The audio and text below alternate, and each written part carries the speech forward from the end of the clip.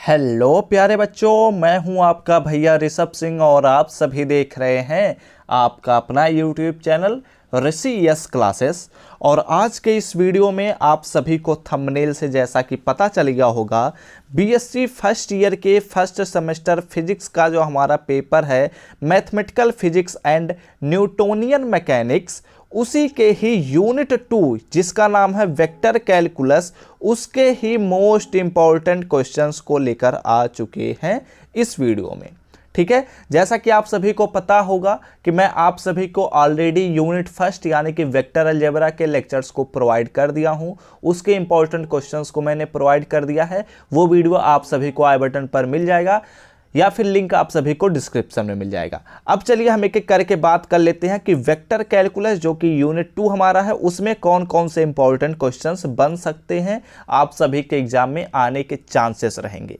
लेकिन अगर आप सभी इस चैनल पर पहली बार आए होंगे तो सब्सक्राइब करने के साथ बेल आइकन को ऑल पर सेलेक्ट कर लीजिएगा, ताकि अगले लेक्चर को जब हम प्रोवाइड करें तो उसका नोटिफिकेशन आपके पास सबसे पहले पहुंचे। ठीक है, अब यहां पर हम बात कर लेते हैं अपने क्वेश्चन नंबर फर्स्ट पर। और question number first most important question, इसमें बोला जा रहा है लॉन्ग आंसर टाइप का यह क्वेश्चन है। इसमें बोला जा रहा है कि state and prove Gauss divergence theorem. हमें गॉस डाइवर्जेंस थ्योरम का स्टेटमेंट और प्रूफ बताना है। ठीक है, और यूनिट 2 में आप सभी को एक लेक्चर प्रोवाइड किया था जिसमें मैंने आप सभी को बताया था कि इंपॉर्टेंट चैप्टर्स कौन कौन से हैं, तो वो भी लेक्चर आप सभी को आई बटन पर हम दे देंगे, वो लेक्चर भी आप लोग देख लीजिएगा। ठीक है, इस क्वेश्चन में क्या बोला जा रहा है कि गॉस डाइवर्जेंस थ्योरम क्या होता है, इसका हमें स्टेटमेंट और प्रूफ भी बताना है।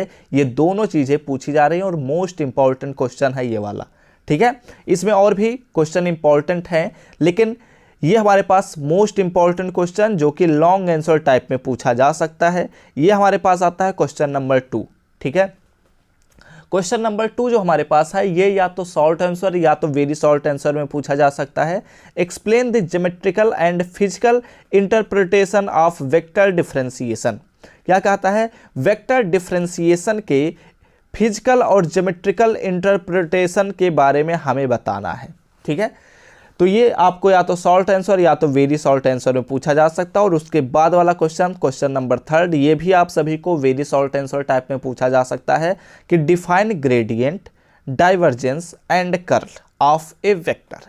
ठीक है, किसी भी वेक्टर का ग्रेडियंट से आप क्या समझते हैं, उसके डाइवर्जेंस के बारे में आप क्या जानते हैं और उसके कर्ल के बारे में क्या जानते हैं, वो बात यहाँ पर पूछी जा रही है। ओके, अगले क्वेश्चन की तरफ बढ़ते हैं। चलो अगले क्वेश्चन की तरफ बढ़ते हैं।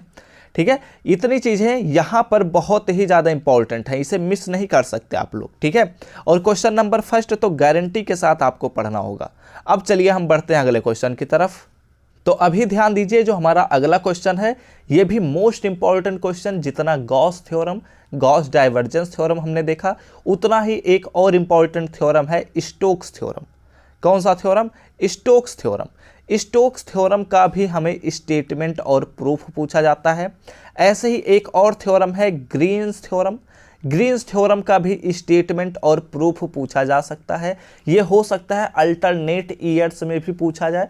अभी आप सबका जो फिजिक्स का सिलेबस है, जब एनईपी लागू हुआ है तो इसमें अलग प्रकार का सिलेबस हो चुका है। इससे पहले ये सभी चीज़ें नहीं पढ़ाई जाती थी फिजिक्स में, तो इसलिए ये अल्टरनेट भी पूछे जा सकते हैं।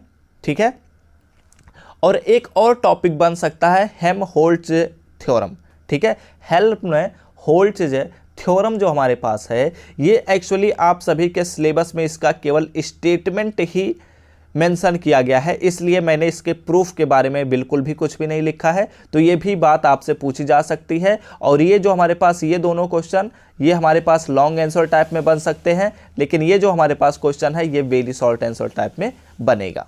ठीक है, तो ये इतने इंपॉर्टेंट क्वेश्चन, यानी कि 6 ऐसे इंपॉर्टेंट क्वेश्चन थे जो आप सभी को यूनिट 2 से पढ़ने ही होंगे।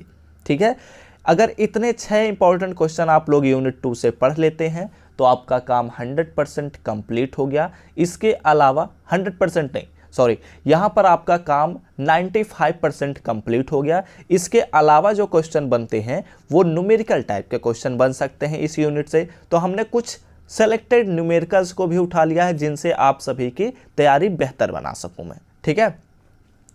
लेकिन एक बात मैं और कहना चाहता हूं, अगर आप फिजिक्स का वीडियो यह देख रहे हैं तो आपको मैथमेटिक्स का भी वीडियो देखना चाहिए। मैं आप सभी को आई बटन पर देने की कोशिश करूंगा पूरे प्लेलिस्ट को, या फिर लिंक आप सभी को डिस्क्रिप्शन में प्रोवाइड कर दूंगा।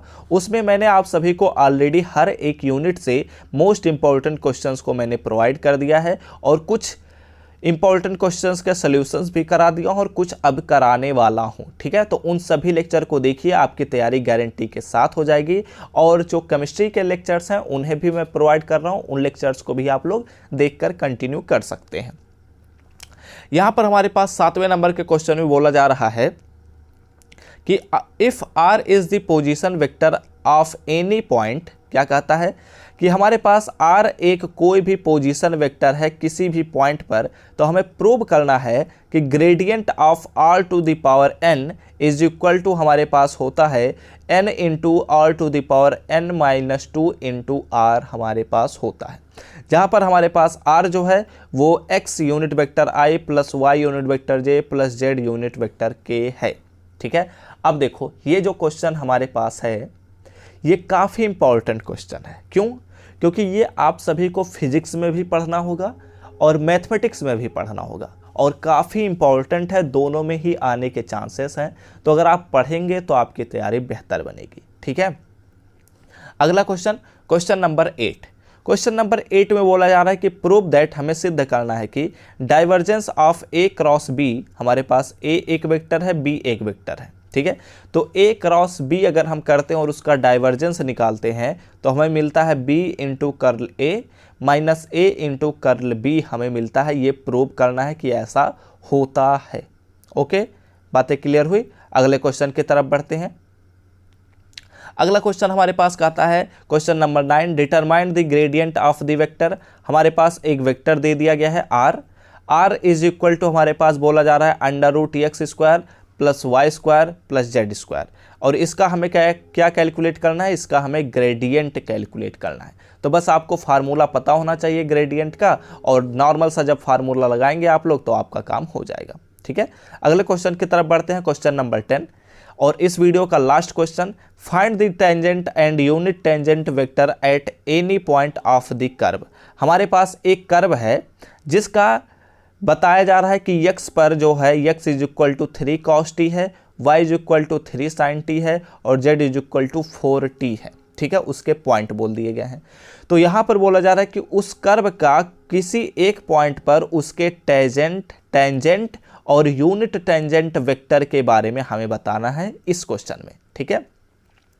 तो ये हमने 4-5 क्वेश्चन को मेंशन किया है क्योंकि ऐसे और भी क्वेश्चंस आप सभी को प्रैक्टिस कर लेने चाहिए। हो सकता है कुछ इनके न्यूमेरिकल्स का जो पूछने का तरीका है वो डिफरेंट भी बनाया जा सकता है, तो ऐसे क्वेश्चन आ सकते हैं, ठीक है।